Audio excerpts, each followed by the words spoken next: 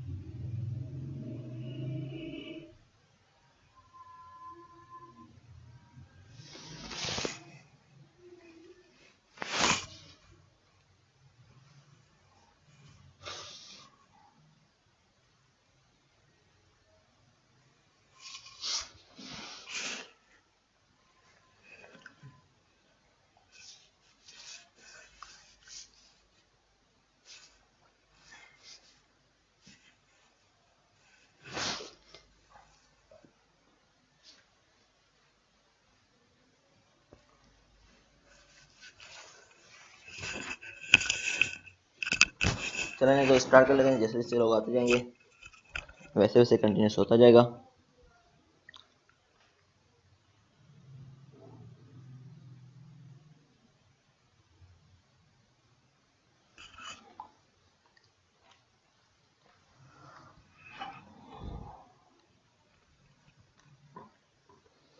तो आज के टॉपिक की वजह से मेनली डिटरमिनेंट्स क्या होते हैं और उनकी डिफरेंट प्रॉपर्टीज आप पढ़ भी चुके होंगे फर्स्ट चैप्टर में डिटरमिनेंट्स के।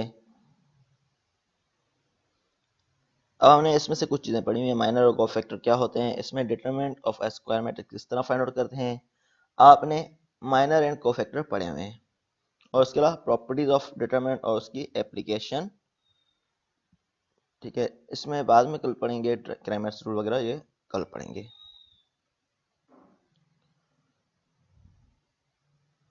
जैसे बताया गया है कि यहाँ पर एक A is equal to A i जे एक स्क्वायर मैट्रिक्स है ऑफ ऑर्डर 1 की। आवाज सबको आ रही है? Yes sir. तो सही है। तो हमारे पास क्या है, डिटरमिनेंट क्या होते हैं बताया हुआ है। यहाँ पर एक ए मैट्रिक्स है, कौन सी है, स्क्वायर मैट्रिक्स है ऑफ ऑर्डर 1 की। ऐसे हम डिटरमिनेंट फाइंड आउट करते हैं तो इस तरह की ब्रैकेट देते हैं जिसमें हमारे पास नीचे बताया हुआ है कि मॉडुलस जैसे हम फाइंड आउट करते हैं उस तरह की हमने ब्रैकेट्स देनी होती हैं इर्द गिर्द। तो ये हमारे पास डिटरमिनेंट फाइंड करने का तरीका है इसमें। तो A11, तो ये A11 एक ही है इसलिए बाहर आ जाएगा। अगर 2x2 स्क्वायर मैट्रिक्स है तो हमारे पास क्या होगा, जैसे कि यहाँ पर 4 मेंबर्स बताए हुए हैं। स्क्वायर मैट्रिक्स मीन के रो और कॉलम में मेंबर्स एक जितने हों, जैसे कि 2 रोज हैं 2 कॉलम है, ठीक है। तो यहाँ पर स्क्वायर मैट्रिक्स है तो इसमें 2 ऑर्डर की है, तो 2 मेंबर्स हैं, रो और 2 कॉलम की है।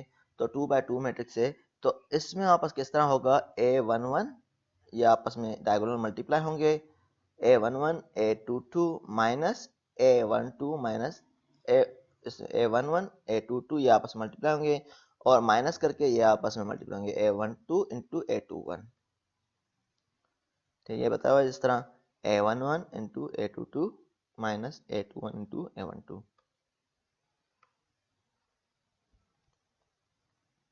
जैसे इसमें एग्जांपल बताया हुआ है, एवेल्यूएट द डिटरमिनेंट ऑफ 4 -3 2 और 5 का।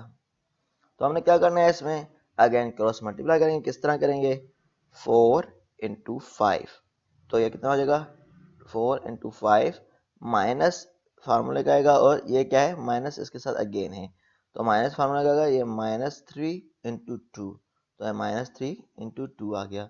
तो आपस माइनस माइनस ये प्लस हो जाएगा, 20 + 6।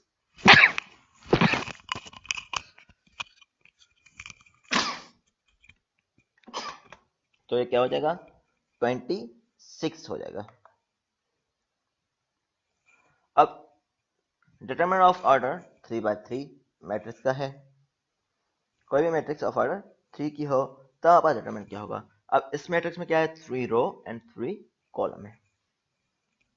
इसमें हम क्या करते हैं, आप दो तरीके से टेक्निक ले सकते हैं, आपकी मर्जी जो लें। इसमें नॉर्मली अमूमन ये वाली ली जाती है जो इसमें विजिबल है। तो उसमें क्या लिया जाता है, फर्स्ट रो फर्स्ट कॉलम को कांस्टेंट लेंगे, जैसे A11 सेलेक्ट किया तो फर्स्ट रो और फर्स्ट कॉलम को हम ओमिट कर लेंगे। तो फर्स्ट रो फर्स्ट कॉलम को ओमिट किया तो यहाँ पर मेंबर कौन से बच गए, यहाँ पर देखें, ये फर्स्ट रो मतलब हैंड पुट कर लें या ओमिट कर लें, और फर्स्ट कॉलम तो A11 था ऊपर, तो A11 बाहर आ जाएगा, बकाया A22 A23 A32 A33 आ जाएगा रिमेनिंग एलिमेंट।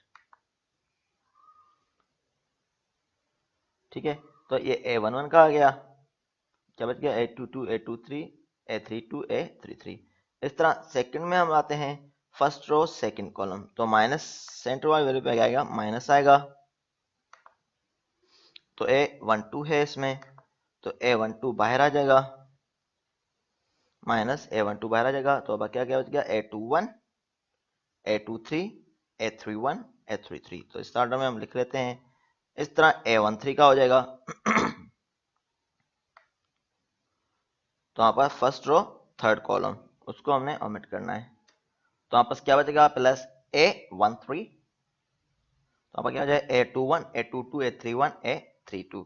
तो अब हमने किस तरह सोल्व करना है इसको, जैसे हम स्क्वायर मैट्रिक्स को हम सोल्व कर रहे थे, कौन सी को, जैसे हम पहले 2/2 की मैट्रिक्स को सोल्व कर रहे थे उस तरह से हम करेंगे।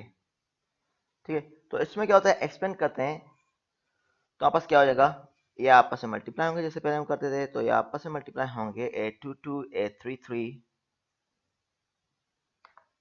ये आपस में होंगे,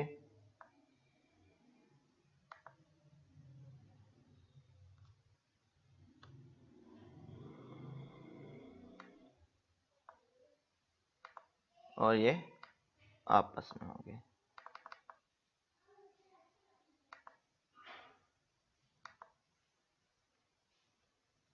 तो आपस क्या है A22 और A33, A11 बाहर आ जाएगा, तो A22 into A33 minus A32 into A23, इस तरह डायगोनल ये मल्टीप्लाई होंगे। इस तरह सेम वे इस तरह इसमें होगा, माइनस A12 बाहर आ जाएगा, A21 इंटू A33 माइनस ये डायगोनल होंगे मल्टीप्लाई होंगे A23 इंटू A31,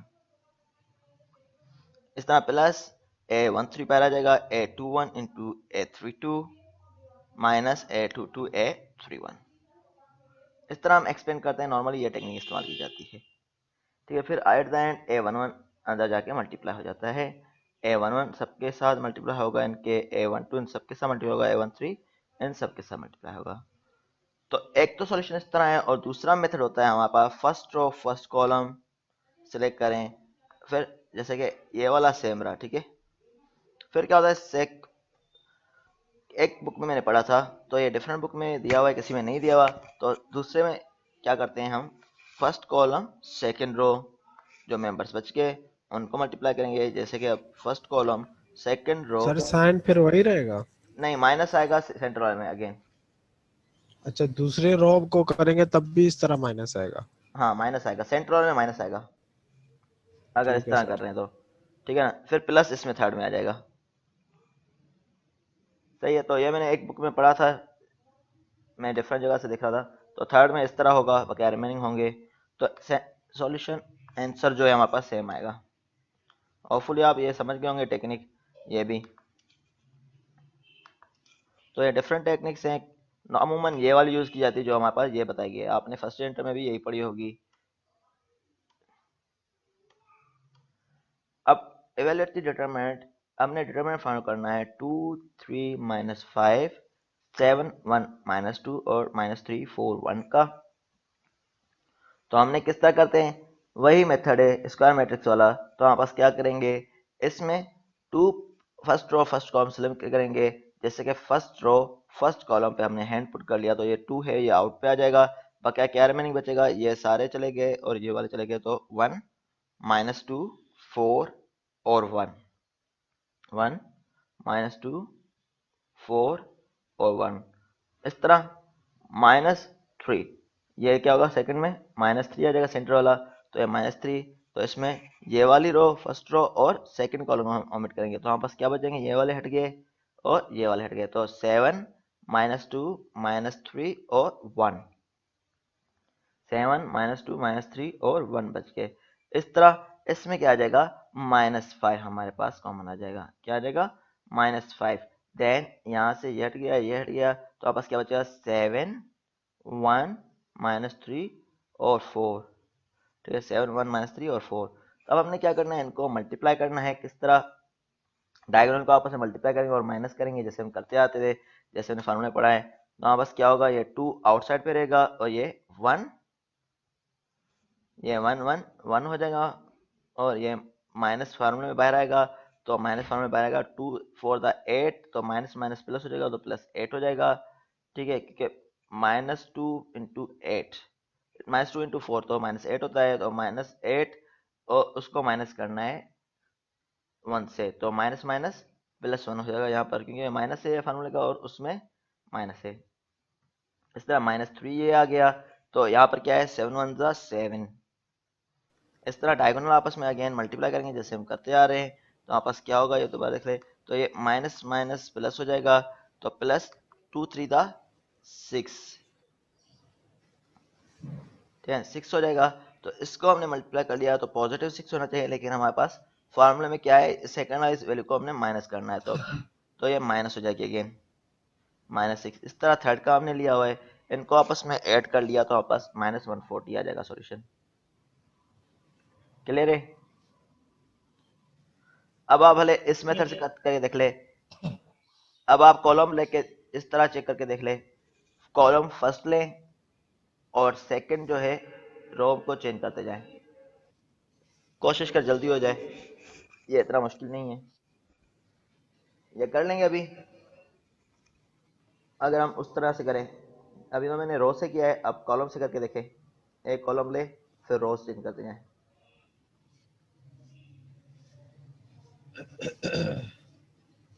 कर लेंगे अभी। कर लेंगे सर। ठीक है, बाद बाद में करें या जब भी करें, तो जैसे आपको सही लगे। तो इस तरह से करना है, वो ट्राई करना, फिर बताना क्या आंसर होता है, सेम ही आना चाहिए। उसका हमने माइनस पढ़े हुए हैं, माइनस क्या होते हैं हमने पढ़ा था, याद है कुछ? हमने माइनस और कोफैक्टर पढ़े थे। माइनर किसको बोल रहे थे, याद है कुछ किसी जिसमें को? रो करते हैं, जी जिसमें रो कॉलम डिलीट करते हैं। हाँ, फिर जो बकाया बच जाए उसको हम बोलते हैं माइनर्स। ठीक है, तो इसमें हमारे पास क्या, माइनर अगेन वही होगा जो हमने पहले पढ़ते आते हैं। तो हमारे पास ये वाली अभी फिलहाल एक मैट्रिक्स बताइए, स्क्वायर मैट्रिक्स 2x2 की। तब हमारे पास ये सारे, अगर हम फर्स्ट रो और फर्स्ट कॉलम को डिलीट करें तो यहाँ पर एक आ जाएगा माइनर, फर्स्ट रो और फर्स्ट कॉलम डिलीट करें तो 3 आ जाएगा। अगर फर्स्ट रो सेकंड कॉलम को डिलीट करें, जैसे फर्स्ट रो सेकंड कॉलम, ये सेकंड कॉलम है तो 2 बच जाएगा। इस तरह हमारे पास वेरी करता जाए। अब 3 में क्या होगा, ये माइनर बताए 2x2 मैट्रिक्स की। अब सेकंड रो फर्स्ट कॉलम को डिलीट करें, फर्स्ट रो मतलब सेकंड रो फर्स्ट कॉलम, 4 बच जाएगा जैसे हम पहले करते आए। तो ये इस तरह होगा। इस तरह हमने 3x3 का भी पढ़ा था, माइनस किस तरह लेते हैं। तो उसमें क्या था, हमने डिटरमिनेंट के तौर ही लेते हैं, लेकिन उसमें हम एलिमेंट शो नहीं करते जो हम करते आ रहे थे पहले। ठीक है, जैसे कि हमने फर्स्ट रो फर्स्ट कॉलम लिया इसमें, फर्स्ट रो और फर्स्ट कॉलम, तो हम डिटरमिनेंट में 4 इसको शो करते हैं। ठीक है, जैसे कि हमने डिटरमिनेंट में क्या करना होता है, इसमें 4 शो करना होता है, लेकिन माइनर्स में हमने 4 को शो नहीं करेंगे, ये हटा दिया हमने।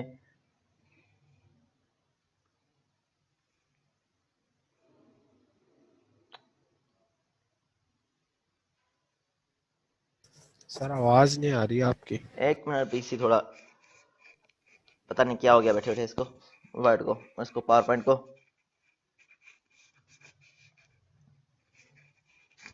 जनाब रेस्पॉन्स आ गया इसका। जैसे कि इसमें क्या करते हैं, हमारे पास उसमें हमारे पास डिटरमिनेंट ये 4 शो कर रहे थे, लेकिन इसमें हम क्या करते हैं, 4 को शो नहीं करेंगे, तो हमारे पास क्या बचेगा, 0 0 3 4। तो ये फर्स्ट रो फर्स्ट कॉलम का ये AM11 है, तो ये फर्स्ट माइनर है। अब सेकंड माइनर फाइंड आउट करना हो या M21 फाइंड आउट करना हो, तो हम 21 किसका फाइंड आउट करते हैं, तो इसमें डिफरेंट बताया है। अगर 21 फाइंड आउट करना हो, जैसे कि इसने बताया है M32 मीन के थर्ड रो, फर्स्ट जो बता रहा है पोजीशन वो रो बता रहा है, M3 और 2 मीन कॉलम, सेकंड कॉलम। ठीक है, M3 क्या है, मीन के थर्ड रो और सेकंड कॉलम। पहली वाली पोजीशन रो बता रही होती है, सेकंड वाली कॉलम बता रही होती है। तो आपके पास क्या बचेगा, देखिए अभी 4 8 -9 0। देखिए इस तरह 4 8 -9 0, तो इनको आपस में सोल्व करेंगे, हमारे पास माइनर मिल जाएगा। तो इस तरह हम 3/3 का भी माइनर फाइंड आउट कर लेते हैं। जो फाइंड रिक्वायर्ड हो फाइंड आउट कर सकते हैं।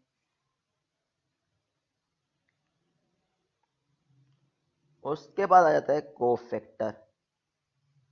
कोफैक्टर हमने फाइंड आउट किया था, ये क्या था हमारा, -1 i प्लस जे, यही था power, -1 power i plus J into M I J. हमने क्या करना था इसमें, -1 का पावर i प्लस जे लेना था और मल्टीप्लाई करना था माइनर से। जैसे हमारे पास M11 फाइंड आउट करना है, कौन सा minor find out, cofactor find out करना है, तो हमारे पास कोफैक्टर C से नॉर्मल रिप्रेजेंट करते हैं i j से। तो हमने अगर फर्स्ट का फाइंड आउट करना है कोफैक्टर, या एक एग्जांपल बता हुआ है इसका किस तरह फाइंड आउट करना है कोफैक्टर, तो हम C11 फाइंड आउट करना है, तो हमने first row and first column को हमने ओमिट करना है। तो हमारे पास C -1 power i plus j, हमारा फॉर्मूला क्या था, -1 पावर i प्लस जे। तो i क्या है यहाँ पर, 1 1 के लिए 1, फर्स्ट रो और कॉलम क्या है 1, तो 1 + 1 2 हो जाएंगे, तो -1 1 + 1 2 हो जाएंगे। और M11 इसका फाइंड आउट करना है हमारे पास माइनर, तो ये 0 और ये 0 हो जाएगा, 0 0 3 4, तो ये 0 और 0, तो ये 0 हो जाएगा। और इस तरह C23 हमने फाइंड आउट करना है, C23 सपोज करें, तो C23 किस तरह फाइंड आउट करेंगे, अगर हमारे पास ये कोफैक्टर C23 का फाइंड आउट है, सेकेंड रो थर्ड कॉलम। सही है, समझ में आ रहा है सबको। Sir third row second yes column sir. A23 find out करेंगे, ये वाला 2 मीन रो है ये, सेकेंड रो और कॉलम कौन सा है, थर्ड। ये वाली सेकंड क्वेश्चन कॉलम बता रही होती है, ये रो बता रही होती है। मैं 3 2 समझा जी, ठीक है। ठीक है, 2 3 बता रही है, तो इसमें -1 पावर कौन सा है, i प्लस जे, मीन 2 + 3, तो 2 + 3 5 हो जाएगा। M23 हमने फाइंड आउट करना है, M23 में कौन सा है, 4 7 2 3, 4 7 2 3। तो हमारे पास इस तरह आ जाएगा, ये -1 है तो पावर 5 है, तो ये माइनस रहेगा, तो इसको पूरे को सॉल्व करेंगे, आपको पूरा आंसर मिल जाएगा 2। इस तरह को फैक्टर हम फाइंड आउट कर रहे थे। आप बताएं, value of determinant in term of minor and cofactor हम किस तरह फाइंड आउट करते हैं किसी भी डिटरमिनेंट की वैल्यू। तो अगर हमें वैल्यू फाइंड आउट करनी हो, तो मॉडुलस ऑफ ए मीन के ये ए है और कितने 3/3 के थे, तो j = 1 to 3 है, तो -1 whole power i plus J into a i j, mean के कौन सी मैट्रिक्स है, आई जे कौन सा नंबर है, 1 है 2 है 3 है, इंटू एम आई जे, इस तरह लेते हैं। या समेशन ऑफ j = 1 to 3, 3 क्यों, 3/3 है इसलिए 3 तक लिया है। सर ये j = 1 क्यों लिया हमने, इससे क्या है। अब ये बता रहा हूँ, इसको आपको मैं क्लियर कर देता हूँ। ये सिंपली एक बताया हुआ है आपको समझाने के लिए कि अगर हमने value of determinant find out करनी है in term of minor and cofactor, minor और कोफैक्टर के टर्म में किस तरह हमने फाइंड आउट करनी है। अब देखें हमारे पास जो हम कोफैक्टर के फॉर्म में ले रहे हैं, वैसे तो हम वैसे ही लेते हैं, ये वैसे आपको समझाने के लिए हुआ है।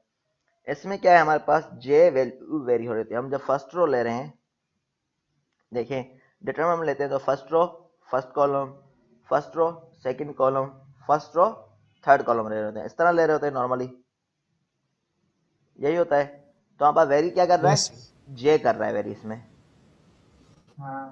ठीक है ना। तो इसलिए बताया हुआ है कि जब जे हमारे पास वेरी कर रहा है तो हमारे पास क्या लेंगे, जे इज इक्वल टू 1 2 3, अब 3 है, जे 1 2 3 माइनस 1 होल पावर आई प्लस जे, तो ए आई जे, ठीक है। ए आई जे क्या है हमारे पास, क्या वेरी करेगा इसमें, जे वेरी करेगा, क्योंकि ए कांस्टेंट रहेगा इस पे, सही है।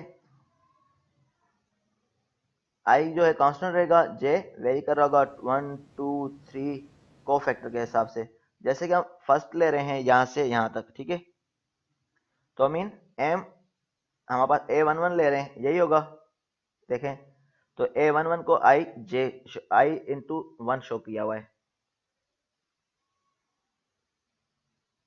सही है। तो 1 1 होता है, तो इसलिए आई भी आगे जाके 1 ही लेते हैं हम। तो आई को सम इज इक्वल टू 1 2 3 क्यों नहीं लिया, वो इसलिए नहीं लिया क्योंकि हमारे पास आई की वैल्यू सब में सेम रहती है, हमने रो कांस्टेंट नहीं होती है कोई भी। जैसे कैसे बताया, आई 1 भी हो सकता है, 2 भी हो सकता है, 3 भी हो सकता है, जो भी रेस्पेक्टिव होगी वो उस हिसाब से अब ले लेंगे। तो प्लस सर, आप माइनस, तो बोल रहे हैं कि आई कांस्टेंट होता है इधर, तो मतलब जे कांस्टेंट है ना, 1। नहीं जे वेरी कर रहा है, देखे जे हमारे पास क्या हो रहा है 1 2 3 है, तो यहाँ पर क्या आ जाएगा C1, ये C2, ये C3 वेरी कर रहा है। जे यहाँ पर देखे आई जो है सेम ले रहा है, यहाँ पर देखे आई C1 आई plus C1 CI2 plus CI3, तो आई कांस्टेंट ले रहा है, जे वेरी कर रहा है। कोफैक्टर हम किस तरह फाइंड करते हैं, वही वाला मेथड है जो हम करते हैं। तो इसमें यह बताया कि इसको स्टैंडर्ड फॉर्म में इस फॉर्म में लिखा हुआ है। अगर आपके पास 4x4 की मैट्रिक्स हो तो हम डिटरमिनेंट कैसे फाइंड आउट करेंगे, उसके लिए फार्मूला जनरलाइज किया गया है। या 5x5 की हो तब किस तरह फाइंड आउट करेंगे, तो उसमें क्या होगा, -1 हो जाएगा, आई प्लस जे है, मीन 1 + 1 में क्या होगा, पहले में हम प्लस लेते हैं, सेकंड में हम क्या लेते हैं माइनस, यही होता है। सेकंड में माइनस ले रहे होते हैं, यस सर। ठीक है ना। तो ये उसका बताया, सेकंड में माइनस लेंगे, -1 पावर 1 + 2, ये माइनस हो जाएगा, -1 पावर 2 + 2, तो ये थर्ड में क्या होता है 3 + 1 तो 4 हो जाता है, तो ये पॉजिटिव हो जाता है। तो इस तरह बताया हुआ है, डिफरेंट में हम किस तरह लेंगे, मैं समझाने का मतलब ये है। इसको हमने यूज नहीं किया हुआ, ये वैसे समझाने के लिए कि अगर ज्यादा पावर तो किस तरह करना है। अब प्रॉपर्टीज ऑफ डिटरमिनेंट, तो इसमें डिफरेंट प्रॉपर्टीज है। तो इसमें पहली पहली प्रॉपर्टी क्या है, the value of determinant remain unchange if its row and column are interchange. अगर हम किसी भी डिटरमिनेंट में रो और कॉलम को आपस में चेंज करते हैं तो उसकी वैल्यू चेंज नहीं होगी, डिटरमिनेंट की सेम ही रहेगी। ये आपने पढ़ी है प्रॉपर्टीज या नहीं, सर, आपकी आवाज कट रही है। मैं पूछा आप लोगों ने ये प्रॉपर्टीज पढ़ी हुई है पहले, नहीं? सर, पढ़ी होंगी, याद नहीं है मतलब। चलें यस सर, पढ़िए। दोबारा देख रहे हैं फिर। अब क्या है, किसी भी डेटा में हम क्या कर रहे हैं, रो और कॉलम को आपस में इंटरचेंज कर रहे हैं, रो और कॉलम को आपस में इंटरचेंज कर रहे हैं, रो को कॉलम बना लेते हैं, कॉलम को रो बना लेते हैं। तो हमारे पास क्या होगा, जैसे कि हमारे पास यहाँ पर क्या है A1 A2 A3, यहाँ था B1 B2 B3 और C1 C2 C3 सारे कॉलम में थे। हमने क्या किया, यहाँ पर फर्स्ट रो और फर्स्ट कॉलम को आपस में इंटरचेंज कर लिया है। तो फर्स्ट रो फर्स्ट कॉलम को आपको इसमें इंटरचेंज किया है, A1 तो यहाँ पर A2 यहाँ पर आ जाएगा और A3 यहाँ आ जाएगा, ये B1 नीचे हो जाएगा और C1 यहाँ हो जाएगा, बकाया सेम रहा अंदर। तो हमने क्या फर्स्ट रो फर्स्ट कॉलम को आपस में इंटरचेंज किया है। तब इस कंडीशन में ये प्रॉपर्टी है कि हमारे पास जो आंसर है सेम आएगा, चेंज नहीं होगा।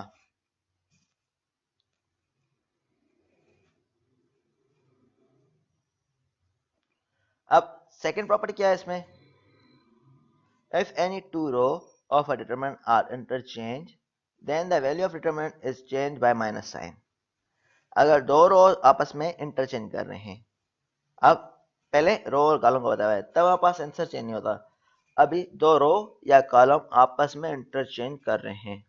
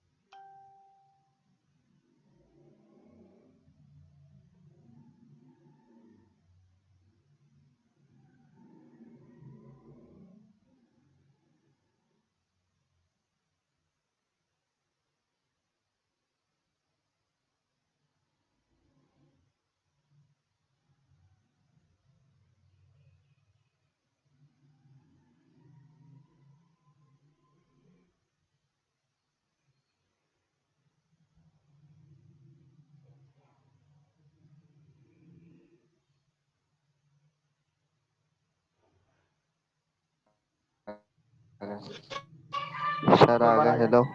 जी हाँ। चले हम इस पे थे। अब फर्स्ट में हमारे पास होता है कि रो और कॉलम को आपस में इंटरचेंज करें। सर फर्स्ट आपकी में आवाज ही जी नहीं आ अब रही। आ रही। मैंने फर्स्ट में बताया था जैसे हम आपस में रो और कॉलम को इंटरचेंज करें, ठीक है, तब हमारे पास आंसर सेम रहेगा।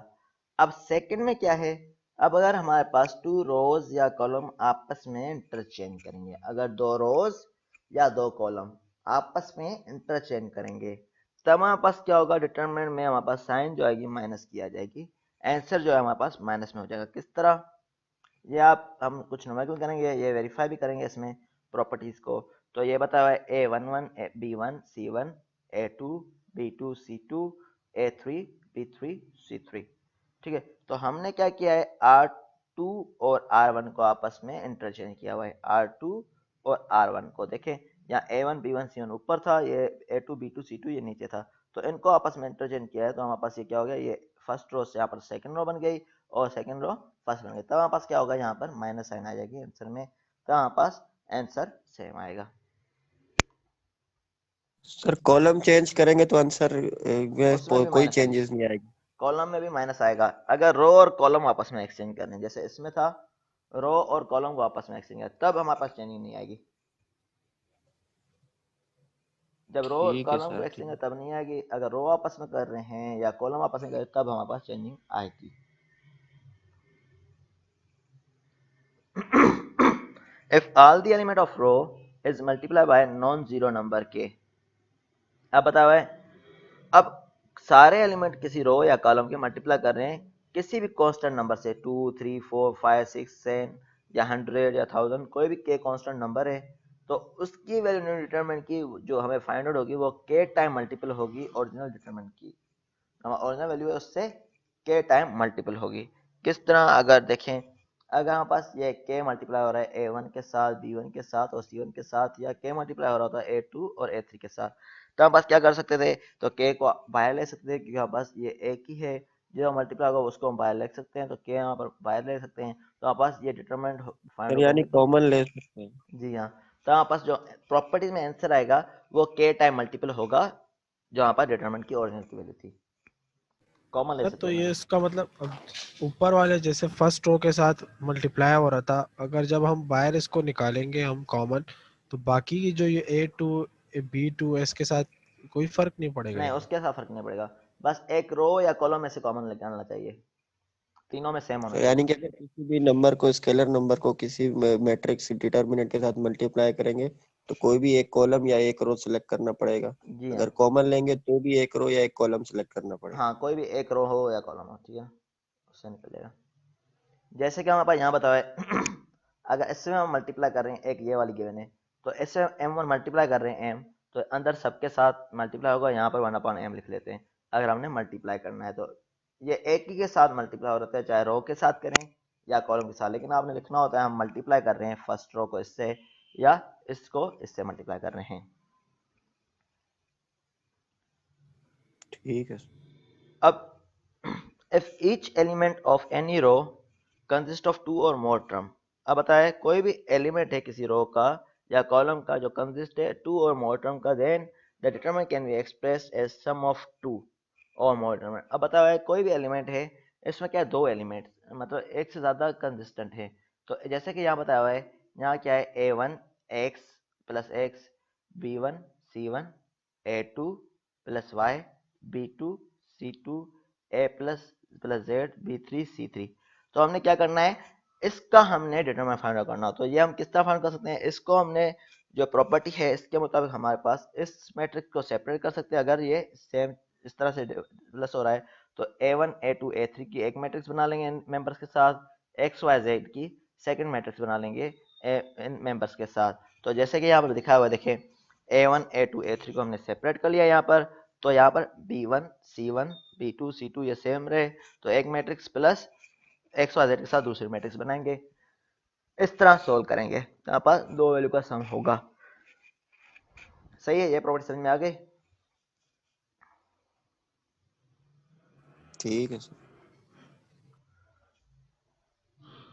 अब बता रहा है the value of determinant is unchanged. अब हम वैल्यू ऑफ डिटरमिनेंट अनचेंज करेंगे इफ एनी रो और column is multiplied by a number. ठीक है, तो हमारे पास वैल्यू ऑफ डिटरमिनेंट अनचेंज होगी जब एक पूरी रो या कॉलम मल्टीप्लाई करेंगे किसी नंबर से, then added to any other row, फिर उसको किसी और रो में ऐड करें। किस तरह, जैसे कि हमारे पास बताया हुआ है, यहाँ पर क्या था, यहाँ बताया हुआ है कि हमारे पास इसको हम क्या कर रहे हैं, a1 b1 c1 है, a2 b2 c2 है और a3 b3 c3 है। तो इसमें हम क्या कर रहे हैं, mb1 माइनस c1 से क्या कर रहे हैं हम, अब देखें mb1 ऐड किया है हमने और माइनस nc1 किया हुआ है, ठीक है, mb1 minus nc2, mb3 minus nc3। इसमें आप नोट करें तो b के मेंबर के साथ जो सेकंड कॉलम के साथ हमने m मल्टीप्लाई किया हुआ है और माइनस किया हुआ है इसके साथ माइनस n को मल्टीप्लाई किया हुआ है। तो अगर हम इसको इसमें ऐड करें, ठीक है, the value of determinant is unchange if any row is multiply by a number and then added to any row. ठीक है, तो अगर इस तरह की है जिसमें हम मल्टीप्लाई कर रहे हैं m को इसके कॉलम से और n को इस कॉलम से और इसमें ऐड कर रहे हैं, यहाँ फर्स्ट में ऐड कर रहे हैं, इसमें भी जो वैल्यू है डिटरमिनेंट की सेम रहेगी, चेंज नहीं होगी, क्योंकि ये इसका मल्टीपल है तो इसलिए हमारे पास ये चेंज नहीं हो रही। इसके न्यूमेरिकल भी हम कर लेंगे बाद सर में आपको। इसको भी 3 में तोड़ेंगे फिर हम, हाँ, इसको 3 में तोड़ सकते हैं। जैसे हमने ये a1 प्लस एक्स ऊपर किया था, तो x के लिए अलग बनाया था और a के लिए अलग, हाँ, तो उस तरह तोड़ इसमें सकते हैं, हाँ सही है, उस तरह भी तोड़ सकते हैं। ठीक है ना, इसके न्यूमेरिकल हम करेंगे कल, क्योंकि आज मेरे ख्याल टाइम कम होगा हमारे पास। आपकी क्लास है ना 11:15? Yes sir, yes sir. ठीक है ना, तो आज मेरे ख्याल नहीं कर पाएंगे, कुछ न्यूमेरिकल जो करेंगे इसके कल करेंगे। इसमें भी ये होगा, आप तोड़ सकते हैं इसको, ठीक है, तोड़ के आप कर सकते हैं। फिर हमारे पास क्या होगा, या मल्टीप्लाई करना होगा पूरे को 3/3 से, या तोड़ के कर लें, मर्जी है आपकी।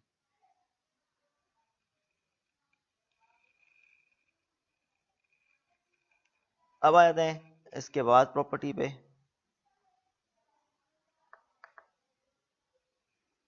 अब 6 प्रॉपर्टी है, if any two rows of a determinant are identical then value is 0। अगर टू रो या कोई कॉलम आपस में सेम हो जाते हैं, जैसे कि 1 3 5 2 4 6 एंड 1 3 5, तो टू रोज सेम हो रही हैं या टू कॉलम सेम हो रहे हैं, तब हमारे पास डिटरमिनेंट क्या होगा, 0 होगा। जैसे कि यहाँ बताया हुआ है a1 a2 a1 b1 b2 b1 c1 c2 c1, जहाँ बस 2 ये आपस में सेम हो जाएंगे, ठीक है, तो यहाँ पर ये 0 लेंगे। ठीक है, डायरेक्टली आंसर में 0 पुट कर लेंगे, ये प्रॉपर्टी है। अगर अब जैसे हमने फिफ्थ प्रॉपर्टी पढ़ी थी हमने, अगर इस तरह का ट्रेंड शो हो रहा है, ठीक है, अगर इस तरह का ट्रेंड शो हो रहा है अगर, तो आप इसको पूरे को भी सोल्व कर सकते हैं, या शॉर्टकट ये है इसका, अगर इस तरह का ट्रेंड शो हो रहा है तो हम इस मैट्रिक्स को इस मैट्रिक्स में कन्वर्ट कर लें डायरेक्टली। आप बता रहे हैं कि A1 में ये वाली चीजें मल्टीप्लाई हो रही हैं और ये ऐड हो रही हैं, तो डायरेक्टली इस मैट्रिक्स के बराबर है एज प्रॉपर्टी, तो इस मैट्रिक्स को सोल्व करेंगे, आंसर डायरेक्टली सेम आ जाएगा। मान तो पूरे को मल्टीप्लाई करें पूरे के साथ, या उस तरह ऐड करते जाएं, लंबा प्रोसेस होगा। अब इसमें क्या है, if each element of a row of a determinant is 0, ठीक है, अगर ईच एलिमेंट किसी रो या कॉलम का 0 है तब उसकी वैल्यू क्या हो जाएगी, 0। कोई भी हमें पता है कि एलिमेंट 0 होगा तो हमारे पास इस तरह की वैल्यू में हमारे पास हमें पता है, ये कॉमन है, हमें पता है अमूमन इसमें क्या होता है, आंसर 0 ही होता है। ये वाली तो कॉमन ही प्रॉपर्टी है। उसके अलावा ये बताया let A is equal A 0 0 0 B 0 0 0 C, mean के डायगोनल मैट्रिक्स है एक, ठीक है, तो हमारे पास क्या होगा, इसका डिटरमिनेंट जो हम फाइंड आउट करेंगे वो हमारे पास होगा मॉडुलस या determinant is equal to A B C हो जाएगा। पहले आप सोल्व करेंगे, इसमें क्या होगा, फर्स्ट रो फर्स्ट कॉलम लेंगे, बी सी आ जाएगा, बकाया में 0 और 0 हो जाएगा, तो ए बी सी आ जाएगा।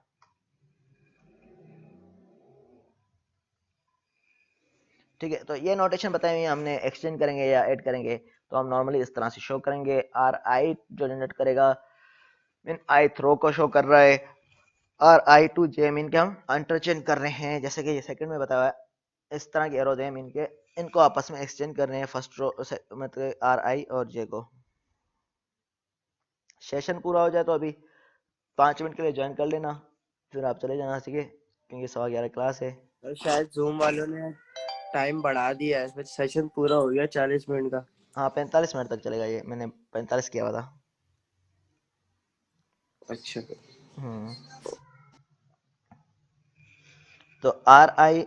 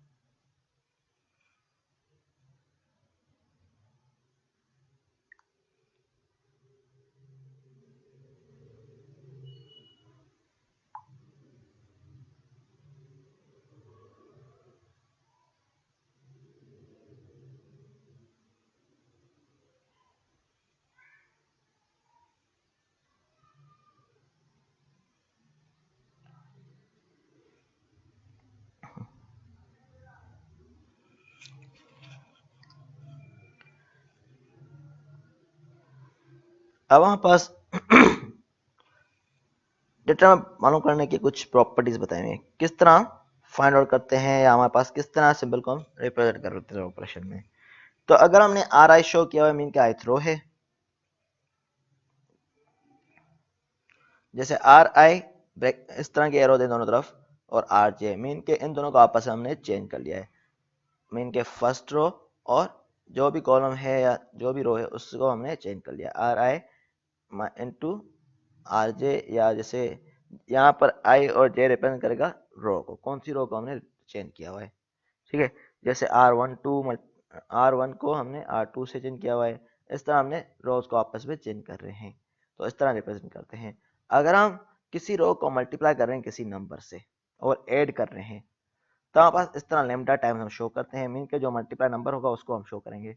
जैसे R1 इंटरचेंज RI इंटरचेंज कर रहे हैं RI प्लस लेमडा R, जैसे मीन के हमने क्या किया इसमें, RI क्या फर्स्ट रो है, सपोज करें प्लस किया है हमने 3R2, मतलब क्या 3 कोई कांस्टेंट है, मल्टीप्लाई किया है उसको R2 से, रो 2 से, फिर हमारे पास ये बन जाएगी R1 जो हमारा बनी है इन दोनों को कॉम्बिनेशन से बनी है, इस तरह शो करते हैं।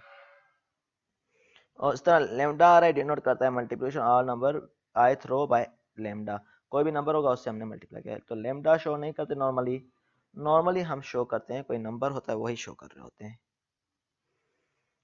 ठीक है, तो ये वाले थे, इसके हम कल एग्जांपल कर लेंगे, आज आपका टाइम पूरा हो गया है। ठीक है, तो ये प्रॉपर्टीज के बेस के न्यूमेरिकल करेंगे।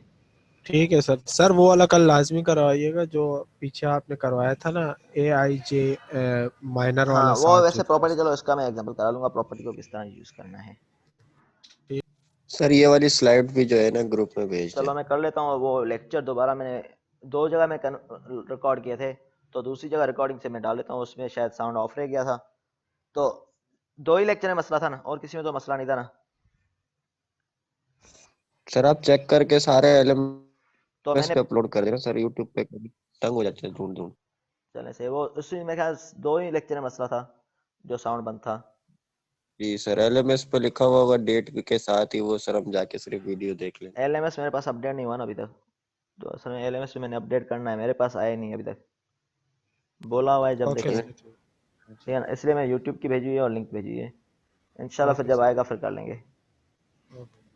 चलें ठीक है। ठीक है सर। सर ओके, मिड होंगे या फाइनल होंगे डायरेक्ट? शायद मिड होंगे, पता नहीं अभी तक कुछ अपडेट, जब पता चलेगा बता देंगे। वैसे मिड तो होंगे मेरे ख्याल में, जैसे पहले हुए थे समर में उन्होंने स्टार्ट कर दिया था। ठीक है ना, इसमें मेरे ख्याल में शो करेंगे मिड और फाइनल, मिड ऑनलाइन होंगे फिजिकल होंगे? देखें पता चले बाद में। होपफुली ऑनलाइन होंगे, लेकिन देखो फाइनल क्या पता वैसे चले। हो जाए, वो डिपेंड कर रहा है क्या SOPs आती हैं, क्या रूल हैं गवर्नमेंट की तरफ से, चलें तभी होता ठीक है। है सर, ठीक है, शुक्रिया प्रिपेयर बहुत दोनों बहुत। करें, चलें ठीक है। ओके सर, ओके, अल्लाह ओके, अल्लाह हाफिज। हाफिज़।